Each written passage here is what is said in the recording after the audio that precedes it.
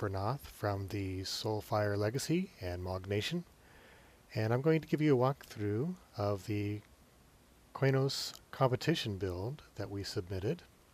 This is the final competition in the closed beta. We do expect that beta will be wiped and open beta will come soon. We have to follow a style guide that was published and developed through the last several weeks as people submitted test builds and they were discussed, which kind of fine-tunes the style guide. Mostly what you'll see here is a lot of curves or arches that kind of follow a 1/3, 2/3 motif. And they gave us several different types of building textures for this as well. So what I have designed here is kind of a bookshop. The bottom level of a 3-story building is meant for the merchant's quarter, and what I've designed here is a place you would go to buy books and arcane items. The second story is the residence for the merchant. And one of the style guide items is a triple window, which you'll see here.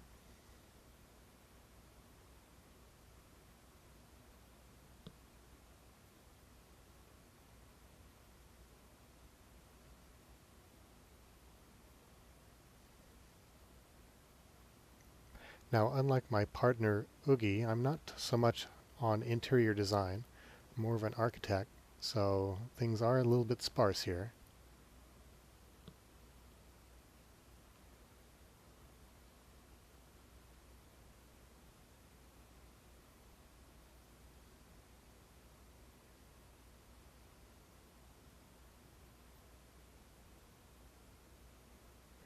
Okay, and the top floor is meant more like a trophy room, study, or an arcane room of some sort. And I designed a balcony on the 3rd floor, both front and back. Now, one of the things I look for when I place a claim for build is the panoramic or scenic view, which I like to reveal through windows and doors. Qeynos is a city that's supposed to be built on the coast, so that's one of the items that I used to select this particular location.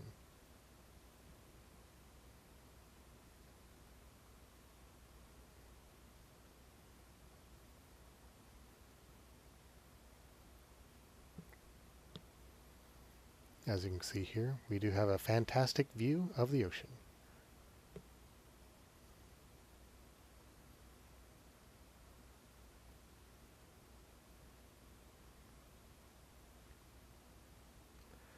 Okay, now flying around the exterior of the build.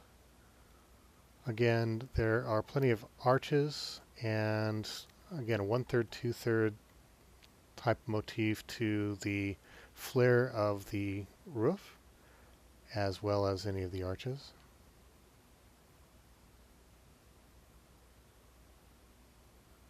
And another item in the style guide was to make sure that the foundation had larger blocks that de-escalated into smaller or finer blocks as you moved up in the build, and the upper stories were all supposed to be more plaster and wood.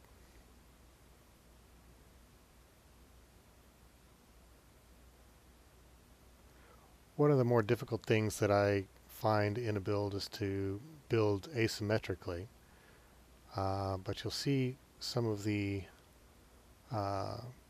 swoops that I did with the arches in the front and back on the 2nd story.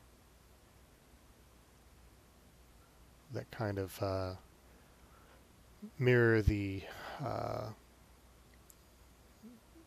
build guide that way. Now here we have the actual competition entry. This is floating above the ground so that the judges can see the entire foundation.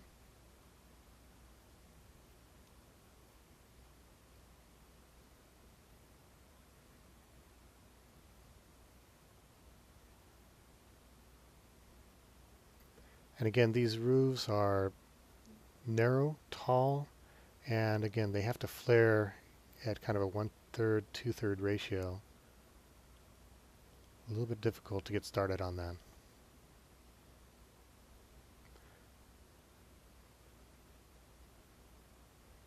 And those planters in the front there, you'll get a better view of them here in just a moment.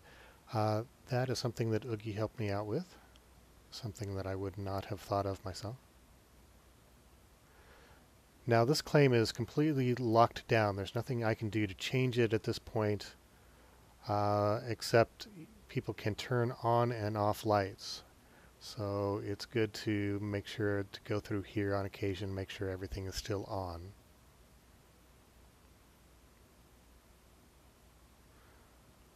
One of the compromises I used in this build, you'll notice that there are no stairways from first, second, or third floor. Instead, since it was such a narrow build, I used teleporters instead, which is one of the items that we can use in the competition. And it looks like the rest of the lights are all on.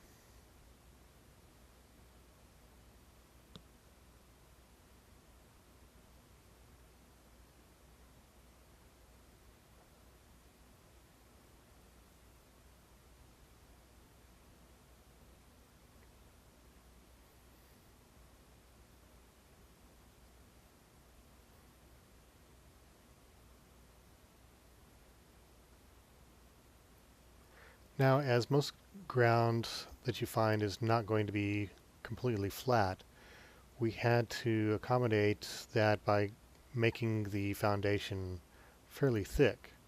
You notice there's a little bit of an elevation from front to back on this particular claim. And that is why you'll see on the base that it is quite thick.